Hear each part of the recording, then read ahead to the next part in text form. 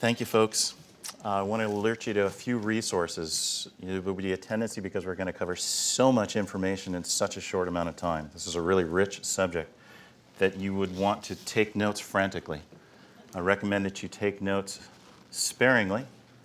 In some cases, it's going to be, where do I go to get those resources? So the first thing that I want to show you is that you have lots of resources on my website. The thing is, you're going to have to remember how to spell my name, so take note of that along the way. My blog has a lot more information on it, and more recently I posted links to 3 articles that are written for Digital Photo Pro on some of these color strategies that I'm going to show you, or some of these color tools in this case. There are many, many resources on my website under lessons, and in particular here for color we're talking about the technique sections. There are many others, including an entire reading list on color. It's a really rich subject that can be approached from so many angles. Scientifically, how does the eye see color? Artistically, how do we use color to express things? Color psychology, color management. In this case, we're going to be talking a little bit of all of those and a lot about color adjustment through software. So in terms of color theory, there's a whole set of resources there. In terms of color management, there's even more resources there. Do you have enough? But wait, there's more. If you ever see here Freedom members, that means that those resources are available to people who sign up for my newsletter, which alerts people about new resources, new events like this, workshops, books, ebooks, the whole 9 yards. It's free. All you have to do is go to Get News on my website and sign up. Your email will not be shared, that kind of thing. So that's how you get access to the Freedom Members resources. Go to sign up there. When you get the email back, you'll get a username and password. And just remember, there will be more. Okay. So, 45 minutes to talk about such an important subject. What could be more important in photography than color? Even for Ansel Adams. What I mean is, color is our visual response to the world. Color is what we do with vibrations out there. Color is how we see. Whether it's a neutral color or a very saturated color, color is what makes images. So what could be more important in image making? Okay. There are a lot of thoughts about color, and I just identified one of those key things in photography. Well, there's black and white and there's color. There is no color in black and white. A lot of this is coming from a legacy of having materials that drove us down one path from the moment we click the shutter. Now, we're better off capturing our images in color, even if we decide to make neutral images, that is, black and white images, because we'll have more control over the light and dark relationships within them. So, be careful about the language there. Let's just go after one aspect of color, color memory. I remember a good friend of mine, Keith Carter, started one of his evening lectures. The basic building blocks of photography are time, light, and memory. Like, I'm with you on time, I'm with you on light. Memory? That's quite interesting. And I'm still chewing on that. It's a very interesting statement. But with regard to color, how we remember what we see is actually quite interesting. And it gets at some of the objectives that many people use to decide how far they'll go or where they'll go, what they're trying to do. So, if we're talking about something like this color, what color do you see? I'm not trying to get all Wittgenstein on you that each one of us sees color a little differently in terms of, I got a coral out here, got a salmon. Depends on the light. Depends on the light and the context.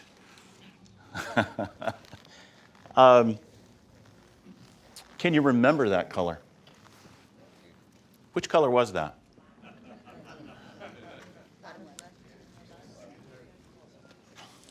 It's interesting. I do this in my color workshops, and often in my advanced Photoshop workshops. We do a lot of work. I think it's 1, 2, 3 over. I promise I will answer it. 1, 2, 3 over on which row? On the top. Well, take a guess, and I will confirm in just a few minutes or less. All right, you guys take a guess, and we'll come back to that.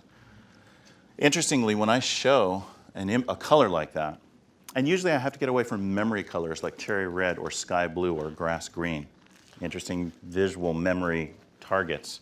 Now, what I'm getting at is, how do we remember the color relationships that we're photographing long after when we process our images? And if we can't remember them really well, what about the notion that I'm trying to make my images look the way that I remembered? How much can you remember? How precisely can you remember? And are there ways to remember more and to remember things more precisely? And the answer is yes, but it's, well, we're imperfect.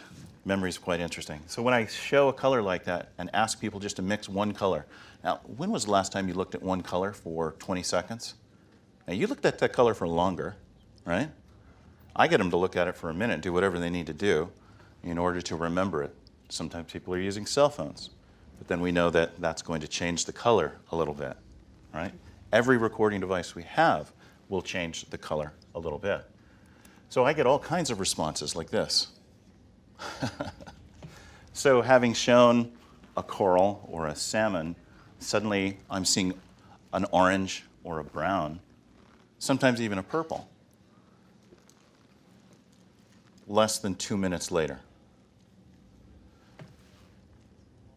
I'm suggesting that our memories are not quite what we think they are, and that we could take steps to improve our memory and our perception. And the two are linked. Better perception, better memory. So I'm going to come at that a little more. How about taking the same color and putting it in different contexts? Does the color in the center appear to be the same? Cognitively, you might say, yes, it must be the same color, but I can't imagine anybody experiences it as exactly the same color. Because of the light surround on the right, the color gets darker. Because it's blue, it also gets a little bit yellower. These are classic optical dynamics that painters like Joseph Albers and so many other people explore. It's called simultaneous contrast. And what I'm saying is, not only are you not just seeing one color, you're usually seeing millions of color in 125th of a second. Try and remember that. But also the context that those colors are placed in will change them. And if you change the context within your image, you know, I'd like that to be about a stop and a half darker and 10 points more saturated. You're changing the context of those colors. This even affects neutral colors. Those are numerically neutral grays in the center, but the one on the right looks yellow because it's surrounded by blue. And if you want it to appear or feel neutral, you're actually going to have to add that blue into the neutral color to make it appear neutral. It's a very interesting, complex game, and no, color management does not take this into account. It can measure those colors very accurately and be very consistent about it, but these kinds of optical effects, which happen up here in the eye and in the mind, are not taken into account in today's color science. So we have to admit that to some degree, whether it's dramatic or subtle, we are going to have to change those color relationships, largely to make a statement. The whole notion of transcribing the world and representing it so that nothing changed is kind of strange. I'm always reminded of the story of Picasso. A client comes back to him irate. This doesn't look a thing like my wife. I want my money back. Do you have a picture of your wife? Yeah. It's a shame she's so small. What we need is consensus so that we're all willing to suspend our disbelief, tell stories, involve people, and hopefully these are interesting, deep, resonant stories based on what you add into those images, what you've committed to them. So I'm hoping that out of all of this, you will give yourself a little more liberty and realize that the images that you make are really yours, your statements, your choice to present this one moment, at this one time, from this one angle, and these color relationships to make a statement. Don't take you out of your pictures. So, even in black and white, it's very much present. I'll give you one other example of this. I'd like you to stare at this color for 20 seconds. And I know in a 45-minute presentation that's precious 20 seconds. But stare in the center of that, and don't take your eyes off it.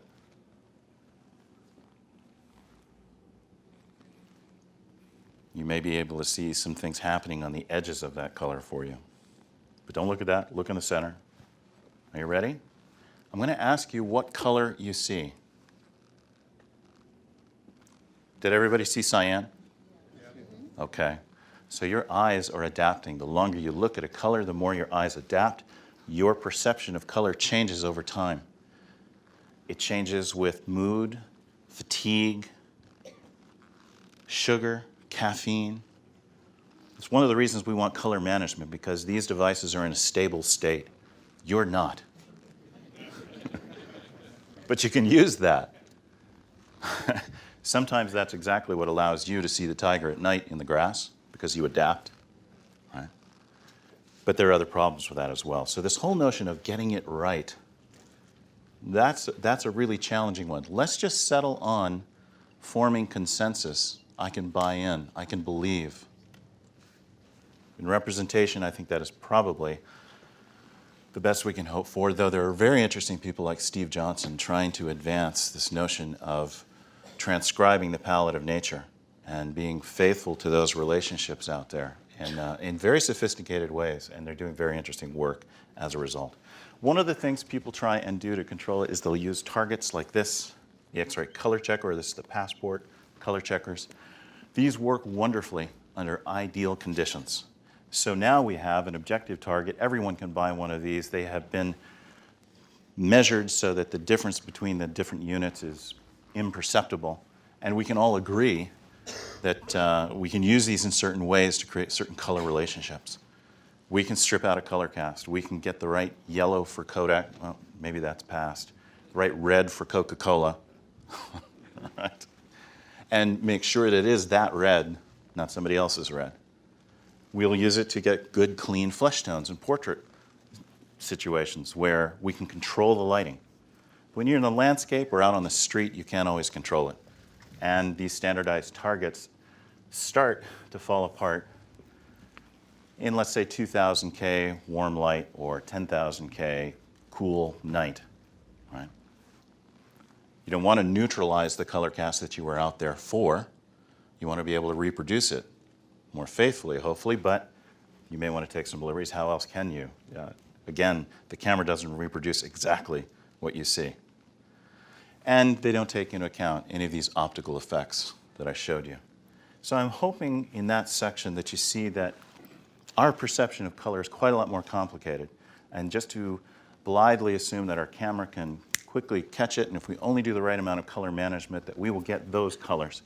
The minute you click the shutter, you're losing 25% of the gamut in terms of saturation. And I don't even know what the percentage is, but let's just say 100,000 to 1 contrast ratio out there to 1,000 to 1 contrast ratio on the monitor. A huge dynamic range compression. Things change. Until we have lab cameras and lab monitors, lab describing human vision, our color will always change. Now, there are times where we want it to change precisely.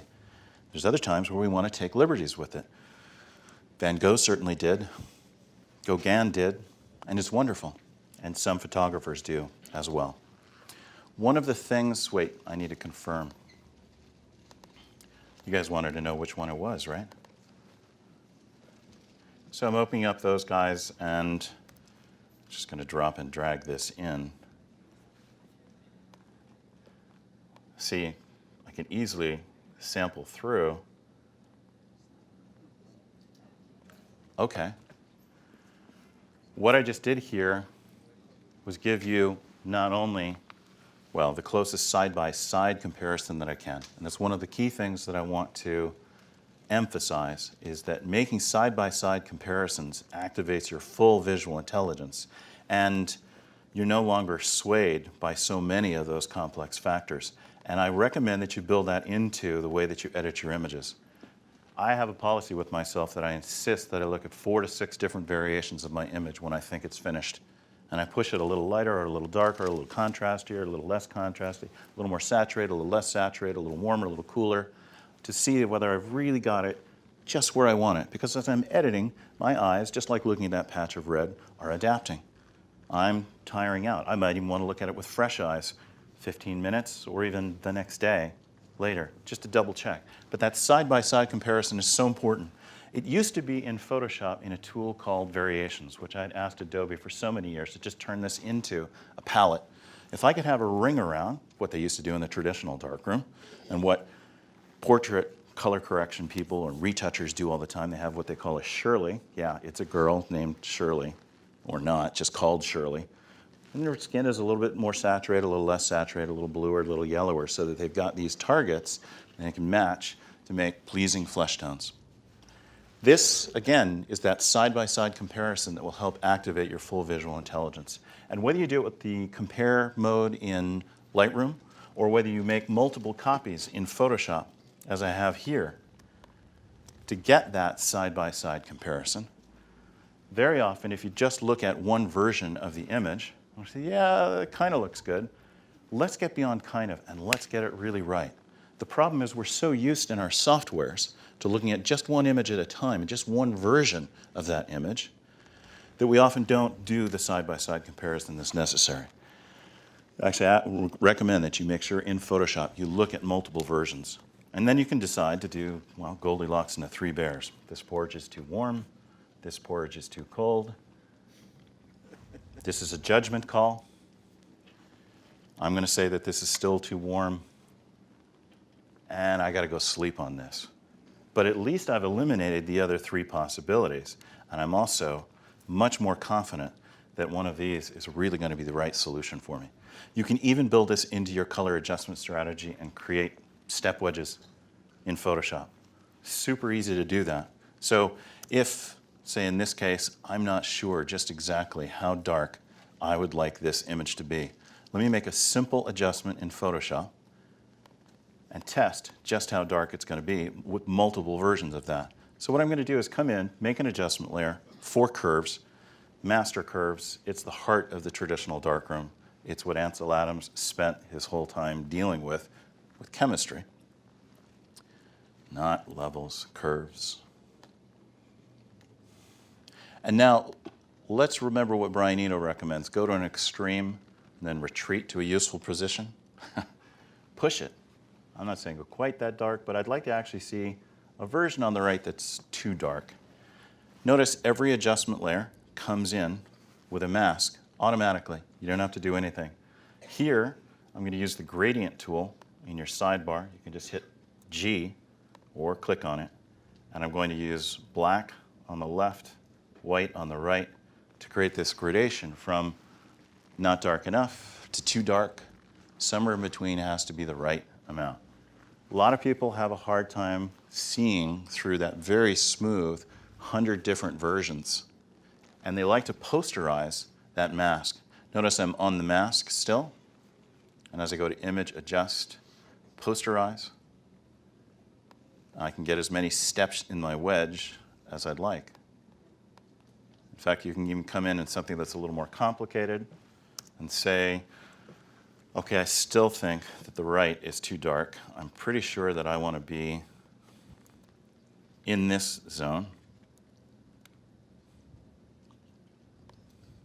One of these 4 options. And you can actually hit Command-T or Edit Transform and just transform that out and progressively eliminate some of those steps. What I'm doing here is simple masking in Photoshop, and it might feel like it's taking a few extra minutes at most. But what I'm doing really is visual research. I'm confirming that I'm going towards the best option, and I've seen lighter and darker versions. Once I've got a decision, let's say that I want to darken it this much. I'm going to use the eyedropper here. Notice I'm still on the mask, and the mask is gray. So if I sample there, I get a gray, not a yellow, because again, I'm on the mask. And then if I just fill, see how that's the foreground color here? As I zoom in, it's no longer black. If I just fill that mask with that gray, I'm ready to go. No. There you go, gray mask. So now I've made a correction that is too strong, but I've held it back with the mask. And I only use the gradient to find out what are my options. How far do I want to go?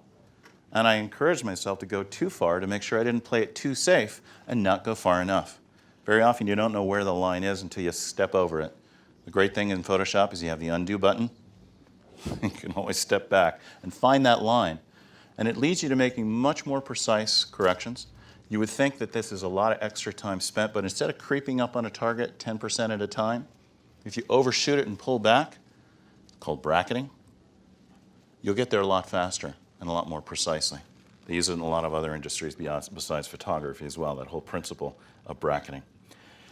Even if you don't do any of that, I just want you to see that seeing multiple versions side by side will confirm that you're in the right zone. And again, right for you, right for what you're trying to say with your images. So rule the interface, don't let the interface rule you, and make sure that you make these side-by-side comparisons. I want to say a touch more about color itself, and I want to give you a language for describing color relationships that will be much more precise than coral or salmon. One that we could all share if we learned it. It takes just a little bit of practice. You already know 2 out of 3 variables, and if you just practice a little, you could get this 3rd variable. And no, I'm not asking you to memorize the Pantone swatch book. First, remember that color is an event. It takes an energy source, it takes something reflecting that light, the object, and it takes a receptor, you and I. We see a very narrow part of the electromagnetic spectrum, from cosmic rays down to X-rays, down to visible light, infrared, microwave, radio. Do you see way in here? That's that tiny little band of the electromagnetic spectrum that we turn into color, our sensation of color. And above and below a certain amount, we no longer turn those wavelengths into color. It actually makes purple a very interesting color because it's such a high frequency response, but our eyes start to fail, and it starts to produce a warmer response. And one of the reasons why, though they didn't think of it this way, Leonardo started mapping color relationships as a circle. Newton went ahead and followed that. There's been a long history of using color wheels, whether it's Goethe or more recently, Itten, and Apple. Brilliant guy, Apple. Photoshop actually reproduces that this way.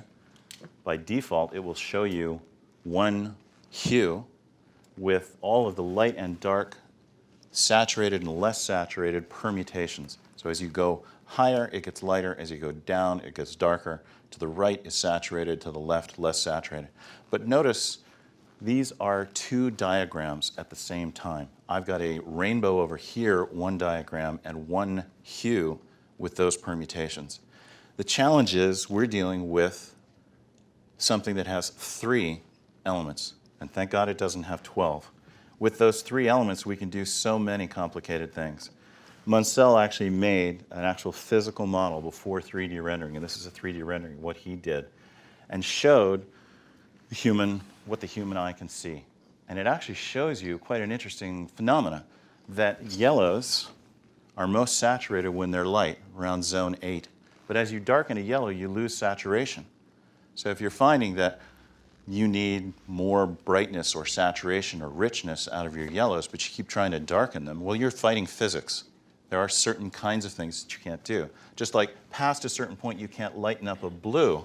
Blues are most saturated around zone 3, 4. But as you go past zone 5 or 50% gray, as you get lighter and lighter, it starts to lose saturation as it moves towards white. That's why you're getting this teardrop shape with the warm colors up here. Red and green are actually in the middle, blue and purple down below, yellow and orange up top. And now you can start to graph that. This is actually this image graphed inside the color space of the printer in that teardrop shape. And you can see it's still there. It would be wonderful if we could click on this image and have it highlight that. But this simply right now shows us what's out of gamut or unprintable. Again, if we had 3D color pickers, we would understand color in a very interesting way. Key thing though, I want to give you a conceptual language. All of this is built on 3 elements to color.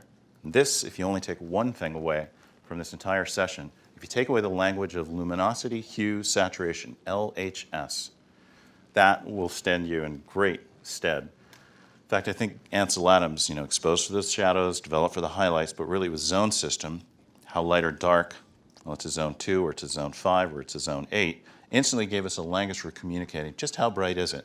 And thank God it's on a scale of 1 to 10, and he wasn't Mayan in base 12.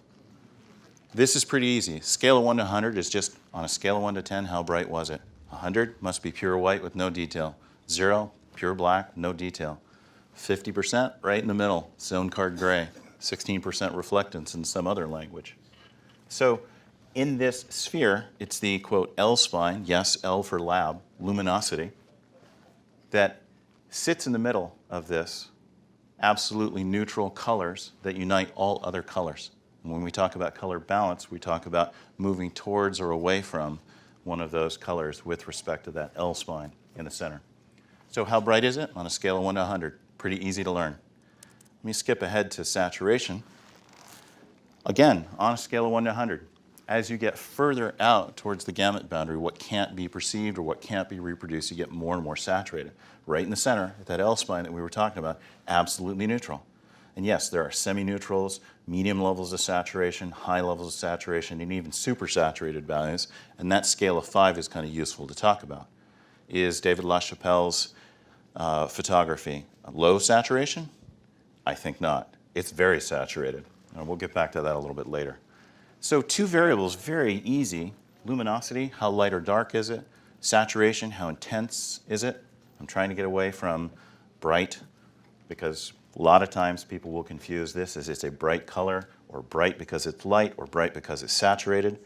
The language is a little slippery, and I'm settling on HSL because it's in our interface. Yes, it's a mathematical language we can use inside Photoshop, but it's also in your blend modes, and Photoshop tends to be the software we all use. I think standardizing on that vocabulary has many advantages. The challenge here is this color wheel. We have 360 different hues on this scale. Actually, if you think about your analog watch, every hour you get a new color family. So if 0 is red, then you move 30 degrees to get to orange, and another 30 degrees to get to a warm yellow. And I've kind of mapped all this out, and no, you don't need to take notes. It's up on my website. This is the part that's a little challenging. One of the interesting things to think about is that you can find a color's perfect complement, cyan and red, yellow and blue, magenta and green, the same things you see in the color balance slider or in curves. So that if you want to take magenta out, you're going to have to add green, and vice versa. There is no way to take magenta out without adding green, because it's the complementary color. And if you're trying to neutralize a cast, often that's exactly what you're trying to do, is move it closer towards the center by adding the thing that's straight across on the color circle. So 180 degrees defines the perfect complement. And here, of all those books that I recommend on my website that are often written by painters, because painters have been doing this for centuries and have a much better developed vocabulary, set of skills, because they could change color until recently, until Photoshop really. We couldn't change the color relationships as well as painters. Their history has an enormous amount to offer us in terms of color possibilities. But because they're using pigments with impurities, they'll create their color wheels with red and green as complements, because mixed together, those impurities create a neutral. So just be careful about color theory structures, and be careful about the whole notion of color harmony, that there are perfect color relationships that always deliver certain kinds of results. It's like saying you should play every piece of music in the key of C or G major. Well, there's a lot of other keys, and Thelonious Monk or Keith Jarrett's music is wonderful because they get past some of that and make some very interesting decisions to go in different directions. They're aware of the theory, but they deviate from it for a reason.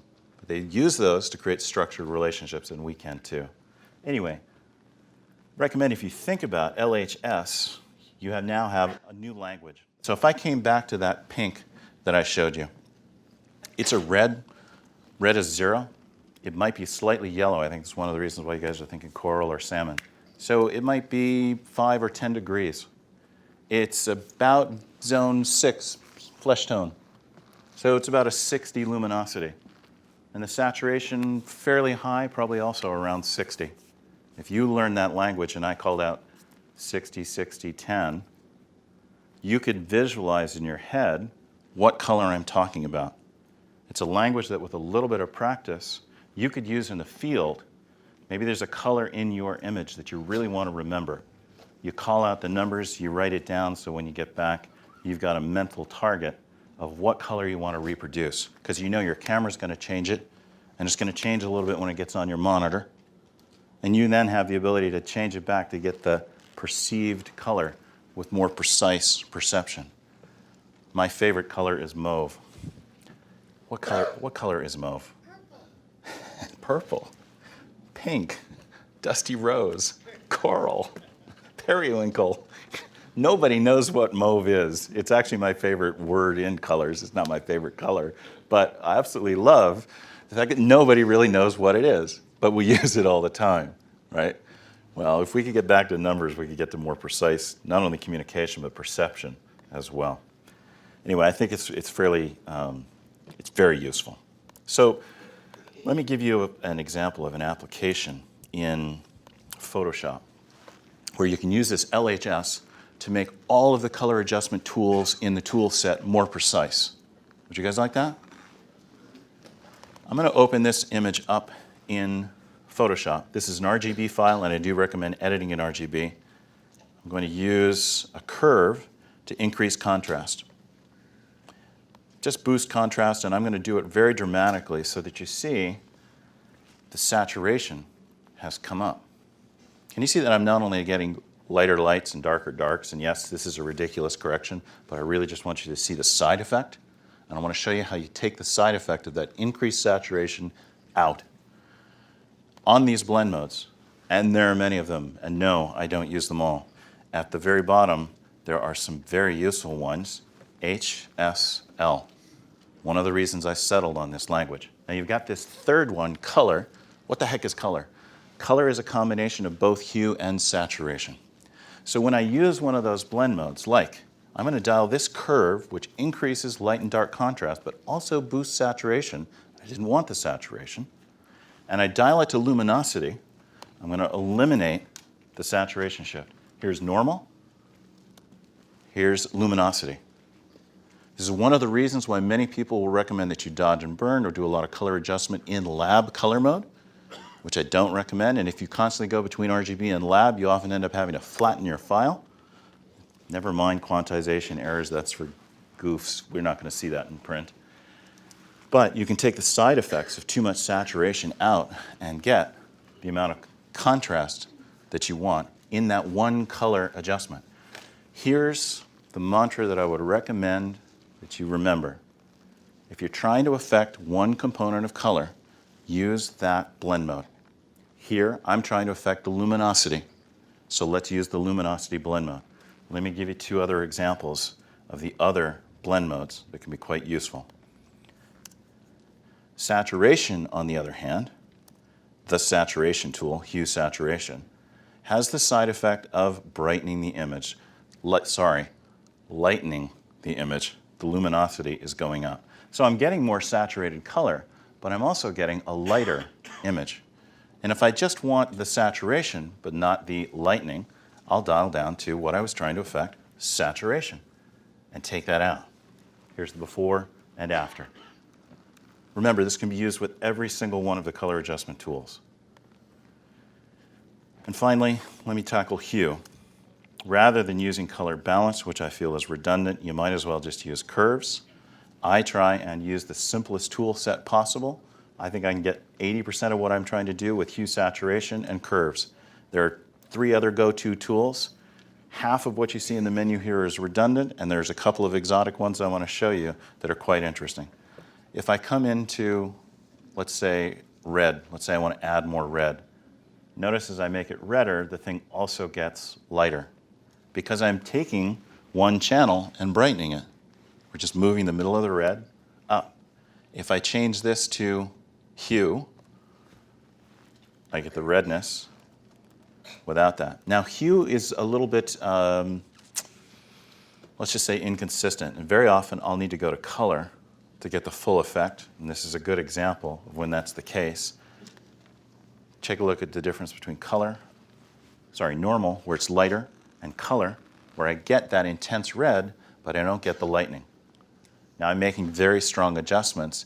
You'll have subtler side effects while you're working, but as you go through 3, 4, 5 small little side effects that can often add up to one major effect. And I strongly recommend that you use these blend modes or the right color adjustment tool for the job so that you don't cause side effects you have to come in and, well, add more medication to cause the side effects for the initial cure. Make it precise. So those LHS blend modes are fabulous. It's the kind of thing that's often built into things like raw converters, like Camera Raw and Lightroom, but you got to watch it. Unfortunately, while they built a great interface, and part of it was my lobbying real hard for LHS interface, there's some side effects still inside there. When you boost contrast, your saturation is still going to come up. And there's no blend mode, there's no cure for that inside Lightroom. So often you have to end up making a separate adjustment to tweak for that. Luckily, with a raw file, all of those edits cumulatively are applied to the image once, and it's non-destructive. So just watch it, be aware of it. Another example of why this is so important for making things glow or making things lighter. So here's the image, the original image, and I could lighten it. In other words, the luminosity has come up, and it looks more light-filled. I could also warm it, and that too looks more light-filled. I could saturate it, that still looks glowier. If I look at all three of those brighter versions, I'm getting very different qualities of light. The lighter one seems to be a little bit more neutral, maybe a little frostier. The warmer one seems like it's 10 or 20 degrees hotter, maybe further south. The more saturated one, I've got to be careful. Past a certain point, it's going to look synthetic, but it sure looks intense. So when you're just looking at an image and you want it to glow more, you want your photograph to feel like it's full of more light, which color, which component of color are you going to adjust? Remember that hue is often tied to temperature. So there's a warm and cool color. Yellows and reds being warmer, cool, blues and purples tend to be cooler. Some cooler greens, though green spans from warm to color. It's the largest color family there. This can also be applied to the highlights alone. So if I lighten up over the image overall, but I lighten only the highlights, I still get a brighter effect, but not necessarily overall. The same with, say, even the saturation. There's the image saturated overall. Here, just the highlights saturated, giving you a very interesting effect that we were never able to do in the color darkroom, the analog color darkroom, until digital software. The ability to make a saturation shift without a density shift is extraordinary. Now add with it masking, and it gets really fabulous. In fact, we're doing some very sophisticated masking things very quickly. I'm going to come in and look at the channels and show you how to make a luminance mask in one click. How about that? If I command-click on a channel, it's going to load a selection for the highlights. There are always 6 ways to do the same thing in Photoshop. 3 of them are inferior, 3 of them are equal. The other way to do it is to simply drag it to that little selection icon in your channels menu. And it will load a selection for the highlights. So that when I make an adjustment layer for saturation, and I boost the saturation, the mask is restraining the effect to the highlights only. Black conceals, white reveals.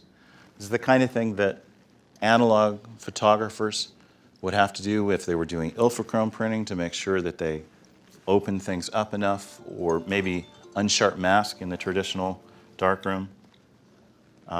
This kind of thing is fabulous. And so what I'm saying here is that these masks now allow you to take any adjustment tool, anything that's in a layer or an adjustment layer, and apply it only to the highlights or the shadows, because you can just invert that mask. Well, that's pretty fabulous. Any effect, only to the highlights, only to the shadows, or only to the midtones. So I'm showing you a couple of tricks here between masks and between blend modes that will allow you to get a lot more power out of the standard tool set in Photoshop. Power, precision, pretty extraordinary. How you apply these is just as important. So if this is my base image, and I wanted to make the image more 3D, I might saturate the foreground and desaturate the background. There's a push and pull to all of these LHS. All things being equal, lighter colors rush forward. They seem closer. If you look at two squares of equal size, one's black, one's white, the white seems a little bit larger. Same thing with saturation. Saturated colors seem to be closer. And you can think about atmospheric perspective as you're looking at mountains or buildings, and as the atmosphere builds up, it gets grayer. It also gets slightly less contrasty, and very often it'll get bluer. So cooler colors tend to fall back, warm colors tend to come forward. You can reverse all of these with the right set of color relationships, but all things being equal, light, saturated, warm colors come forward. And so you can make things seem more 3D with something as simple as, again, if I make a simple saturation adjustment layer, and just because it's simple doesn't mean it's not good, it's great. Now, if I use a gradient from black to white and only saturate the foreground but not the background, you see how it's pulling the foreground forward? You could do the opposite. You could desaturate the background, saturate the foreground, and make that landscape seem more three-dimensional. And it's one of the fundamental challenges in representational art.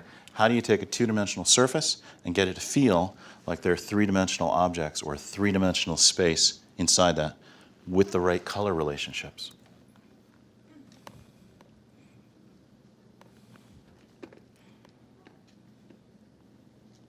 I want to add one more mind tool, an overall theory, and I'm just going to show you one technique that will, well, it still tweaks my head. There's three types of color, three elements of color, three types of color. I'm going to call them ideal 5000K. Painters talk about getting down to the local color. What's that color actually under clean light? Not at sunset, not in the middle of the night, just with good, clean light. An ideal palette, ideal color. And you can actually strip out color casts that are there and make them seem like those ideal colors. They're not actually representing the way that you saw them. Okay? Ambient light. This could be evening. This could be night. Colors change. And synthetic color. I changed the color. The sky was blue. I made it tangerine. Sorry. 30, 50, 70. So three very different types of color, and you'll actually see different photographers focus on these different types. Some portrait photographers will want to keep it all clean and ideal, or product photographers. Other people, landscape photographers, tend to go out and want to go at those golden hours. They're interested in those ambient effects. Remember, ambient effects come not just with time of day and angle of light, but also with atmosphere. Pollution, dust, haze, all kinds of things can create marvelous effects. That's one of the reasons we get such rich sunsets. So the question is, with so much power, wouldn't it make sense to do a little bit of exploration? Let's take a look at the image under different ambient effects that are simulated, or even decide to push the boundary. Who said a sky can't be brown? It is, after all, a picture. And just because we've been habituated to thinking about this as representational, does anybody really see the world in black and white? I was just talking with a friend out here who has a red-green color blindness, but he doesn't see the world in black and white. And these are quite dramatic transformations. And in the history of photography, we have cyanotypes and platinums, which are really blue and white and brown and white. You see where I'm going. I'd like you guys to think a little bit more flexibly about the language you use to describe probably the most important thing in photography, the color relationships in your image.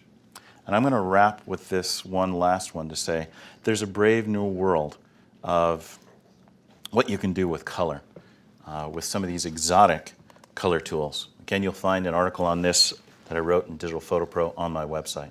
So there's this tool called Match Color, which will allow you to match one color to another, even if it's a red Maserati and a green Maserati. Of course, you can see why they developed some of this for the product photography. And you want to make them exactly the same color. This tool will do that. It's also really wonderful for taking extreme color casts out, like underwater photography. It has a neutralize setting. I'm going to show you really quickly here under match color. Now, one of the challenges is it's not an adjustment layer, so I'm going to duplicate my background so I can always get back to my original color relationships before I apply it. And then I'm going to come into adjustments, match color, and instead of choosing an image, which is the way it was built, I'm just going to click neutralize. And you see how it automatically, well, in this case, I want blue ice and gray ice I'm not so interested in. But if you were underwater and you wanted to take that blue out, this does a phenomenal job of that. But what if I wanted to get a little crazier? What if I wanted to take this color and apply it to that iceberg to get this effect? Well, first, how would you even visualize that? A lot of times you have to play. Yes, I'm recommending you play with Photoshop, experiment, and if you don't want to lose a lot of time, be a little more targeted in your experiments. But here I'm going to open this other image up and show you that you can take these color relationships or these hues and transfer them to this image with the same tool. If I go back down to match color, instead of taking the original source, I'm going to take the reflection. I don't actually recommend you work too much with these sliders, though I do recommend that you check out what happens between neutralize and not. You can get a different effect there, and you can't change that in Photoshop. The intensity and the luminance you can do in Photoshop. Remember we had our color blend mode? What if we use that color blend mode?